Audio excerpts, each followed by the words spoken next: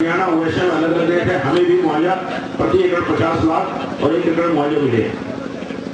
Govind Ram Lara, हमारे गांव में एनटीपीसी हो, पर्यावरण हो, प्लांटेशन हो, गांव में सदा बीच में हमें धोखा न दें, न बेचें। प्लांट खोलने से प्रदूषण होगा, उसके लिए पेड़ पौधों की जरूरत है, सभी को मुआवजा मिले।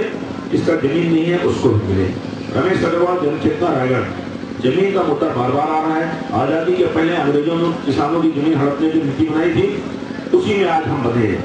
जमीन की कीमत जिसको जो भी जीवन बनाए उद्योगों के हितों के शासन अनुग्रहित करती है।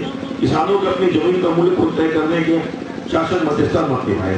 कंपनी यह बताए कि कितने लोगों को रोजगार देगी, बाकी लोगों को 3000 रुपए देकर उसका मुंह बंद करा रही है। 2500 रुपए देकर क्या परेशान कर रही है। किसानों की जमीन पर जो भूमि नौकर का काम कर रहे हैं उसके लिए कंपनी क्या करेगी। प्रभावित हम किसे मान रहे हैं, जिसके पास जमीन है और जिसके पास जमीन नहीं है उनके लिए पेट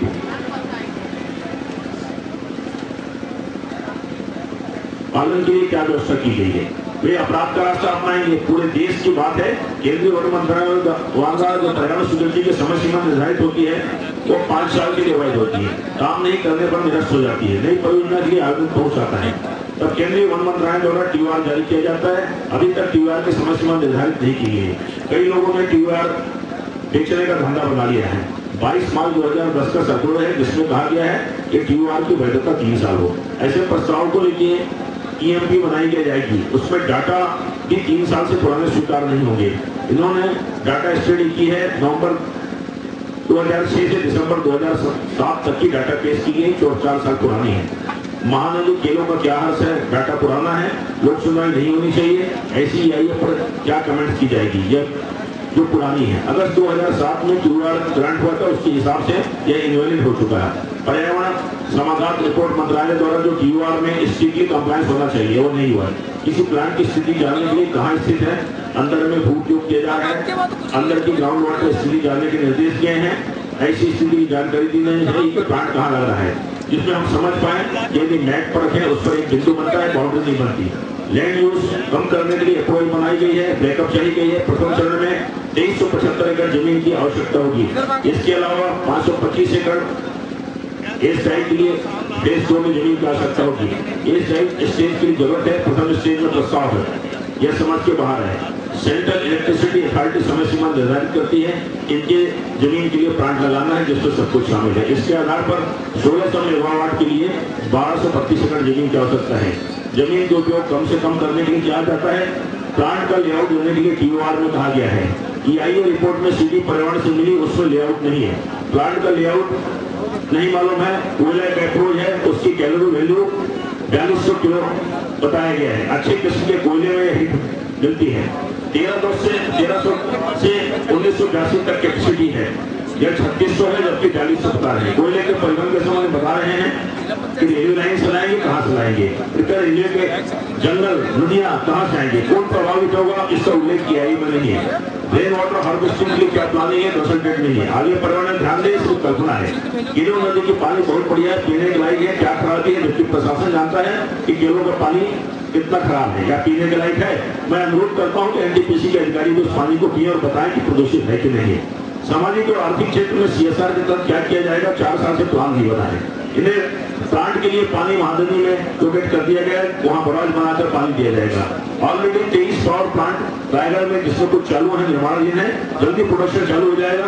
जांजगीर चांपा में 28 पावर प्लांट है जिसमें लगभग 50,000 मेगावाट बिजली उत्पादन 2 जिलों से होता है। कोयला, पानी और जमीन महत्वपूर्ण होती है। पावर प्लांट के लिए पानी महानदी से लिया जाता है तो महानदी का डाटा कलेक्शन का फ्लो देखो। अभी तक कोई स्वतंत्र स्टडी नहीं सरकार उद्योगपति द्वारा कराई जाती है।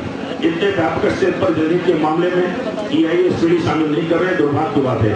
गर्मी के दिनों में पानी का उल्लेख नहीं है, ईआईए का रिपोर्ट नहीं है, पब्लिक हियरिंग प्रोसेस का पालन नहीं किया गया है। यह अनधिकृत जन सुनवाई हुई है, 45 दिन के ऊपर हो गई है। टीआर के अनुरूप ईआईए नहीं बनाई है। और यहाँ पैदा होगा, बाहर कैसे ले जाएंगे, ट्रांसमिशन लाइन का प्रोजेक्ट ऐसा है और भी इसे लेकर दिल्ली जाएगा, उससे प्रभावित होने वाले इम्पैक्ट को बताओ। जंगल नदी के नाले में बताओ। 24 एकड़ जमीन की मांग पर 1600 मेगावाट पावर प्लांट की मांग कर रहे हैं। 140 एकड़ में भी हमारे यहाँ के 2400 मेगावाट का पावर प्लांट बनाने की क्षमता रखते हैं। उनसे जरा कंसल्ट कीजिए, मेरा सुझाव है।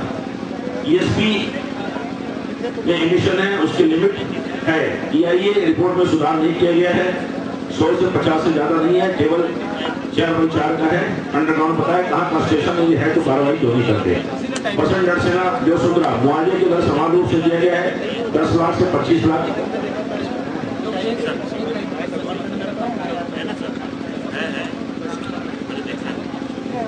चलिए ठीक। पर्सन जड़ सेना मुआवजे की दर समान दिया जाए, 10 लाख 25 लाख दिया जाए, 30,000 बोनस दे दिया जाए, 50,000 दिया जाए, एक पोस्ट दिया जाए, जिसे 6 लाख अधिक दिया जाए। NTPC के आसपास तकनीकी शुल्क हो जाए ताकि निःशुल्क शिक्षा प्राप्त हो।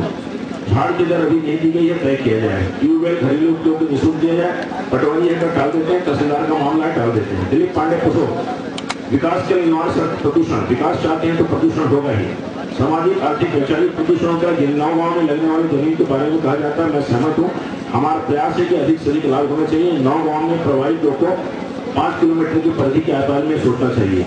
जमीन, आकाश, गांव, जल प्रभावित होता है। नगालपाली पुसो ब्लॉक का हिस्सा प्रभावित होगा। हमारे जिले में विकास की कार्य योजना बनाई जाए। NTPC प्रभावित प्रशासन का त्रिपक्षीय वार्ता कर ग्राम विकास समिति बनाई जाए। युवाओं को रोजगार कुशल